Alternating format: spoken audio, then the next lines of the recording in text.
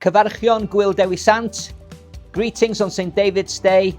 Welcome to March's edition of Wrexham Property TV.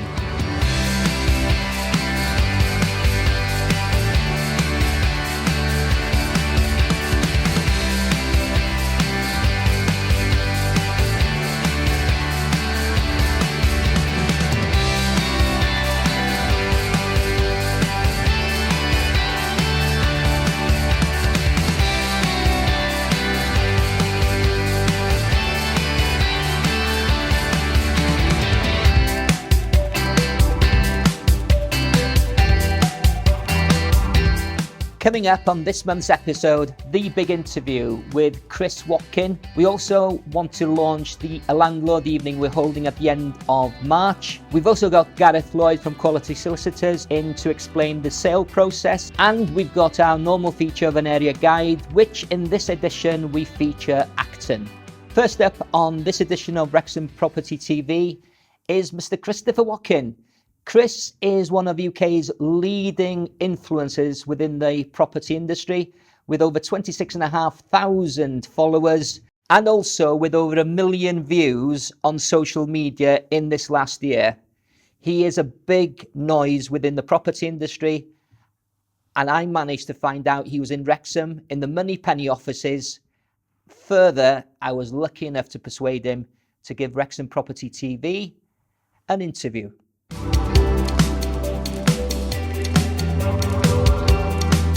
Buy-to-let now is a fabulous opportunity for people to come back to. I mean, my biggest advice with landlords is this, is to see buy-to-let as a medium to long-term investment, okay? Yeah. So if property prices do drop 10%, you're only going to, and you buy now and they do drop, which they could do, you never know, then if you look at every single property crash that we've had, they've always bounced back within, 18 months. Not the 18 months is, and they haven't made all the gap back, but they always dip back and come up and kick on again. Yeah. Okay, you've got the income coming in, and as long as your property's being managed, you'll be absolutely fine. There's no guarantee on this, but most of the time you should be fine. You can put the money in a building society and get 0.5%. You could put it into stocks and shares. Good luck. You could put the money into Bitcoin and other things. Or you can actually get a bricks and mortar, a 9-inch brick you can touch and feel. You know what it is, and as long as your property looks right, is managed right, gets a great tenant in, and pays the rent, in the long term, you've got an asset which appreciates over and above inflation, and you've got an asset that produces you income, and you're in a win-win situation. The magic thing is this: I think if you go back 20 years, anyone could make money out of buy-to-let. Now you need your letting agent not only to basically collect the rent, but tell you, right, what do you want from your investment? Do you want capital growth? Do you want yield? Do you want a bit of both? You could say, well, I want both. Well, you tend to find there's an inverse relationship. If you want great capital growth, the yield tends to, that's the rent you get is not so great compared to, so you tend to find those at the lower end of the market, ex-local authority, you'll tend to find great yields or great return, the rent compared to the value of the house, the yield, or interest rate, if you think about it, the return, you could get 7, 8, 9%. The capital growth might not be brilliant, but if you're never going to sell the house and you just want it to be an income source for when you're retired, then let the kids worry about that, but then if you want decent capital growth with a bit decent yield, probably a 2 or 3 bedroom semi, Victorian terraced houses. Again, the magic thing is this: use a great letting agent and say, right, I am this age and I want to produce this, either capital growth or yield or income, whatever. What is the best thing? And they need to go and talk to people like you. Obviously, other letting agents are available, but they're not as going to be as awesome as you, are they? Chris, thank you very, very much. Thank you, Vaughan.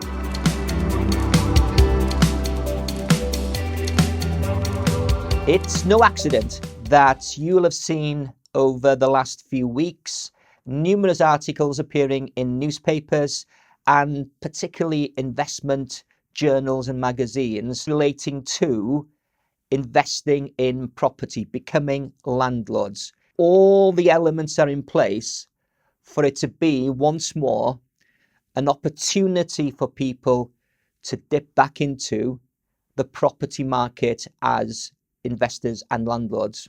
When you consider that inflation is now running at 5% and the mood music coming out of Westminster is we should be looking at 7% possibly as being somewhere around the ceiling of where this could rise.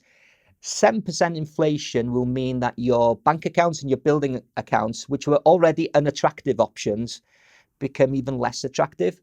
Buying a rental property has again become a very attractive option, because with bank accounts and building society accounts paying 2 and 3%, but with inflation rising to 7%, it doesn't take a genius to work out your money's actually going backwards if you just simply keep it in the bank. You might have thought about being a landlord in the past and wondered how you could get started, and there would be questions occurring to you if you've never done it before that you might want answers to, not quite sure who to ask, and would appreciate a discussion or a conversation around what are the first things you do, what you should be wary of, what are good opportunities. Well, on Tuesday, the 29th of March, I will be hosting at our offices on King Street at 7 o'clock in the evening an hour of a discussion and coaching session in terms of how you would best prepare yourself to become a landlord, particularly for those who either haven't been landlords for quite a while or have never even done it before and are considering doing it in order to invest their money where it's going to be working hardest for them.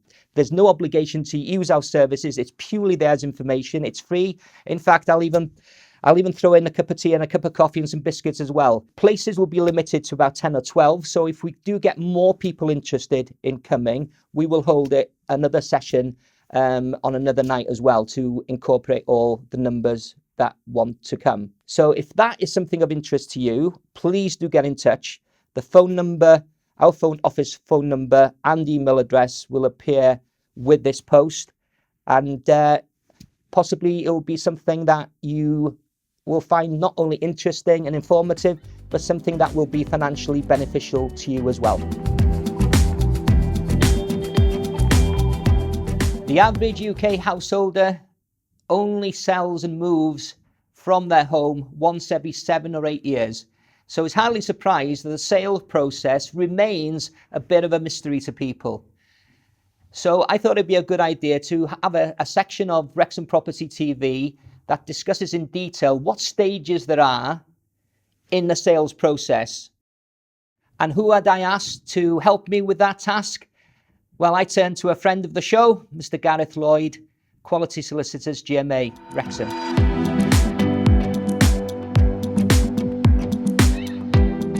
Nobody feels totally confident or informed about what the sale process is and how and why certain stages occur in the sale process. So as an estate agent, I can certainly advise you in terms of what happens at our end. But for the dark arts of conveyancing, I have also asked the conveyancer to explain to you what the two sets of solicitors actually do and what stages they need to go through before they get to exchange and completion. As an estate agent, we will market a property for sale. We will attract viewers to that property. And one of those viewers, sometimes more, but at least one of those viewers will make an offer which is agreeable to the vendor being the seller. Once that offer has been accepted in principle, we will ask of the prospective buyer proof of ID, proof of address, and proof of funds. And proof of funds can be a mortgage in principle, or indeed it could be a photocopy of a bank account if they are a cash buyer. Once that information has been given to us, we are then in a position to put together a document called a memorandum of sale. Exactly the same document goes to 4 different parties, and this kicks off the sale process formally. Now that is then sent to everybody, and then the 2 sets of solicitors have got a formal notification that there's an agreement in place. It's now our job, if we're acting for either the buyer or the vendor, to check all the information on the memo of sale that's been given to your agent prior is all correct. We then send out client care letters for you to fill out.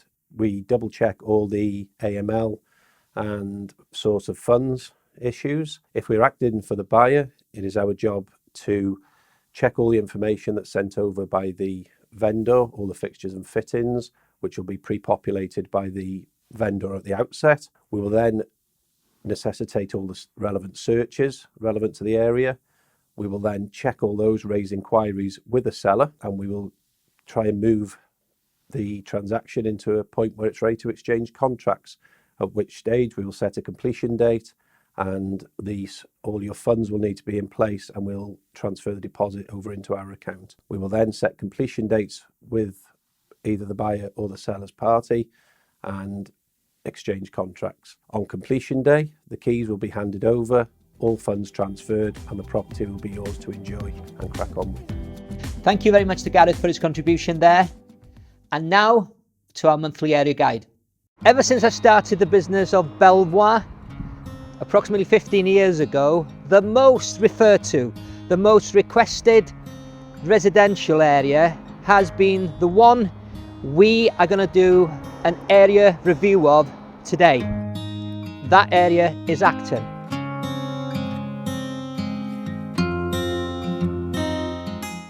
Here I am now in the middle of Acton Park, which is the very middle, the very centre of Acton as a residential area. The area starts in the town centre, the area of Acton.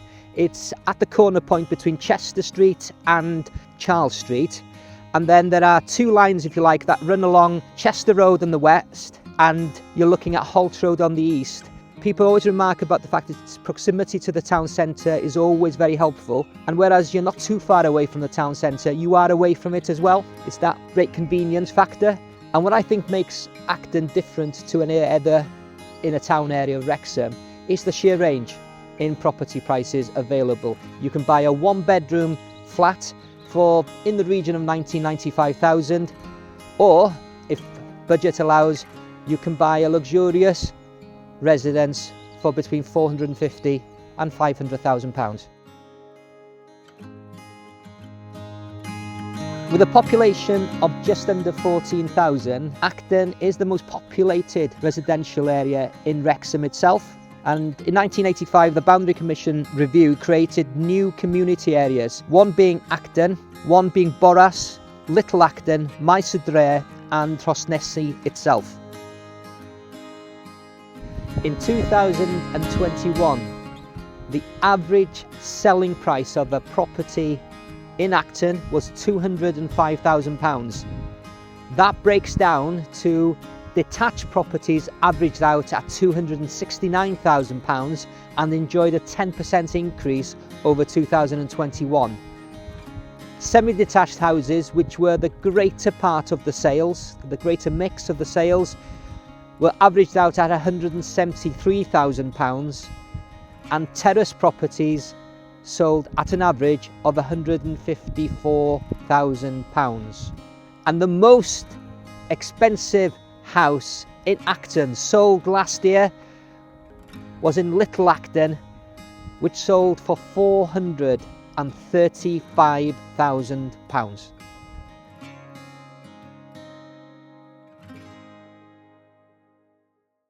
And that was our area profile for March. Acton still remaining possibly the most popular area within the town of Wrexham in terms of demand. And finally, can I offer you an opportunity to suggest to me what property-related subjects would be of interest to you in the forthcoming editions of Wrexham Property TV. I've been lucky enough to get a couple of subjects which we're now researching in readiness, but clearly it's very important for me that I'm talking about subject areas that you directly could have an interest in. So our contact details are below this particular post. Thank you very much for watching, and I'll see you next time.